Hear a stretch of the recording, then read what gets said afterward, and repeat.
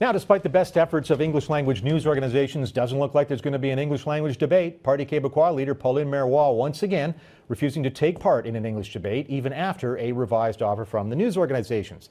Marois declined to participate in the English language leaders debate last week because she said her English isn't good enough. It isn't, fair enough. But over the weekend, media outlets coordinating the debate offered to provide Marois with simultaneous translation so she could speak in French and hear in French, but the revision has not changed Marois' mind.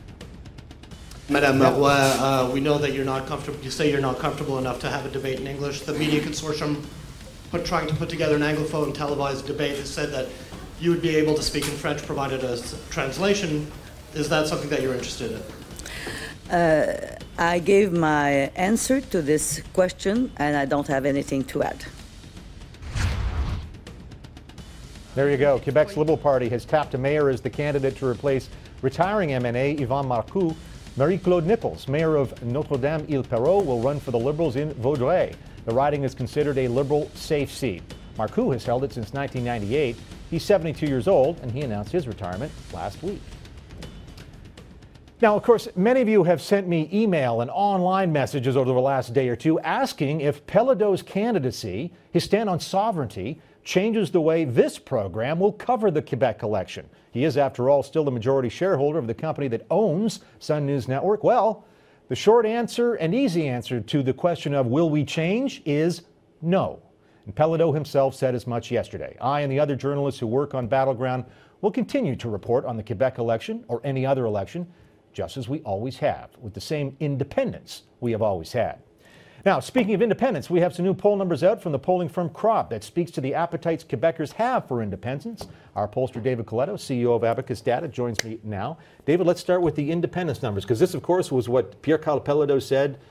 Why are you doing this? He says he wants to create an independent Quebec. How do Quebecers feel about that at this point? Well, right now he's in the minority. Among those that have made up their mind, only 39, well, not only, but 39% of those who answered the Crop poll said that they would vote yes in a sovereignty referendum. 61% said no. So these numbers haven't really changed. If you go back to the 2011 federal election, when the Canadian Election Study asked this question, it was 40%. So these numbers have pretty much held steady, I think, since most of the late 2000s and now into 2014. It's still a long road for Quebec sovereigntists to get to that 50% plus one yes, but.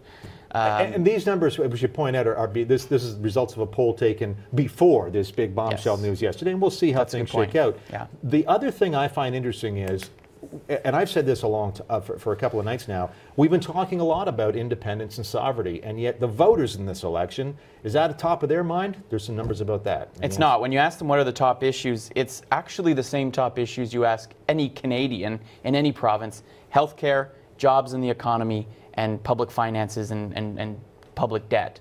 35% said healthcare, 24% jobs in the economy. So neither the social charter nor independence or sovereignty tops anywhere near the list, which shows you that, yes, that those issues might drive base decisions about voting, but voters want their politicians, regardless if they're PQ, Liberal, or CAQ in Quebec, to deal with the same issues that voters in Ontario, Nova Scotia, BC wanted them to deal with.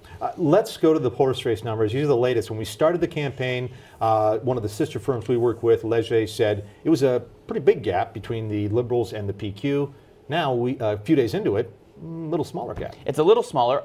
The big picture shows it's tied. So again, our viewers are looking at this who aren't from Quebec, aren't used to this, saying, how is it that the PQ is still in majority government territory? Well, 36-36 among all voters. But if we go to the next board and we look at Francophones only, the vast majority of the province, those that decide elections, it's still a pretty big gap, almost 20 points, 17-point difference between the PQ and the Liberals, which is smaller, you're right, than what Leger showed. And that's about where it was in the last general election. That's about how it broke down, which produced this minority government. And that's why I say we keep an eye on this Francophone number. Yeah, and if we used, there's a website called Too Close to Call that's doing some work for sister publications, the Journal de Montreal, and he does some seat projections. And you put these Crop numbers into the seat projections, and the estimate is actually a minority government by one seat, 62 seats for the PQ. Which is what we've got pretty much right now. Right. But the range is, and this is what, again, it's a poll, so there's going to be some error. The range, could it be anywhere from 73 to 54 for the PQ, which means it's still very tight, it's exciting, and they could win a majority. If more Francophones come out, they pull the vote, or we could be back to where we were, just with a much smaller CAQ caucus. And this is where I go back to what Justin Lang and I were talking about. If because of, and again, these numbers are before Pelladeau's candidacy. Pelladeau being a polarizing but popular figure in Quebec, do PQ voters just sit on their hands and not vote, say the Unionists? Do they go to Quebec Solidaire, and in a close race in some ridings, it's going to be fascinating? We don't usually track Quebec Solidaire on our boards because it's a smaller party and may win 2 or 3 seats. But I think now we should, because we're going to want to see whether those center-left, leftist PQ voters, as you said, start leaking away from the PQ. That's bad news if you're the Parti Québécois and you can't build support on the right as a result of Pelladeau's candidacy. All right, do we have any more data from you today? Just one quick one. Yes. Volatility, right? Yes. One thing I've noticed, David, is you look at a lot of the columnists outside of Quebec talking about this election, they basically assume it's done. You know, majority government's on the way. We know from covering elections many, many times that the polls have been wrong. Yeah, BC, Alberta, and what starts at the beginning doesn't necessarily end that way. Yeah. And you look at volatility. Are you likely to change your vote between now and Election Day? Half of the electorate says that they could change their vote. Wow. So yes, the PQ isn't well positioned, but it's a campaign. Campaigns matter. That's why we cover them here. And the data coming out of Quebec suggests Quebecers aren't locked in, or a majority of them aren't locked in. David Coletto, CEO, Abacus Data, thank you so much for those numbers. Appreciate it. All right.